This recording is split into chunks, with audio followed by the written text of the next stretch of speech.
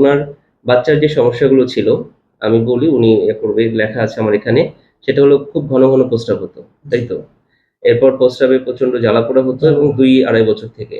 আচ্ছা, তারপরে প্রস্রাব করার সময় বেশি জ্বালাপোড়া করতো, আর হচ্ছে খাবার পরে এবং গোসলের পরে বেশি জ্বালাপোড়া করতো। এই সমস্যাগুলো আসলে বেশি ছিল। তা আমরা টোটালি কেস চেকিং করে তার ওষুধ দিয়েছিলাম। তো আলহামদুলিল্লাহ এখন কেমন আছেন? যে আপনার বাচ্চার যে খুব ঘন ঘন প্রস্রাব হতো, এখন কেমন আছে? এখন মনে করেন যে 50% আল্লাহর রহমতে ভালো হয়ে গেছে। আপনি কতদিন ওষুধ খেলেন? 2 মাসের মতো। 1.5 মাস। 1.5 মাসের মতো। মানে দ্বিতীয় ডোজ ওষুধ শেষ করলেন। মিলে 1.5 মাস। 1.5 মাস। আচ্ছা, 45 দিন ওষুধ খেয়েছেন।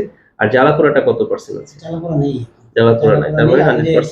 মনে করেন যে টাকাইতো ওই হ্যাঁ, জিনিসটাও নেই। হঠাৎ সিরিজ দেওয়া হতো, ছেলে বলতো যে সিরিজ দেওয়া ওঠে, হ্যাঁ, ওটাও নেই এখন। ওটাও নাই। না, ওটা নাই তার বলে মানে হাত প্রস্রাব তখন দেওয়া বা বুঝলে চিরিক দেওয়া জ্বালাপোড়া, বা প্রস্রাবের সময় জ্বালাপোড়া, খাওয়ার পরে যে জ্বালাপোড়া, গোসলের পরে জ্বালাপোড়া, এগুলো আছে?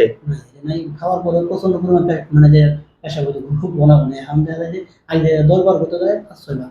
আচ্ছা, মানে কিছুটা অনেকটা নিয়ন্ত্রণে আসছে। নিয়ন্ত্রণে আসছে এবং জ্বালাপোড়া একেবারেই নাই। জ্বালাপোড়া এখন নেই। তো প্রিয় দর্শক, উনার মুখ থেকেই শুনলে যে উনার বাচ্চার অনেক জ্বালাপোড়া করতো এবং কিটকিট করে কামড় দিত, চিরিক পড়তো ভিতরে।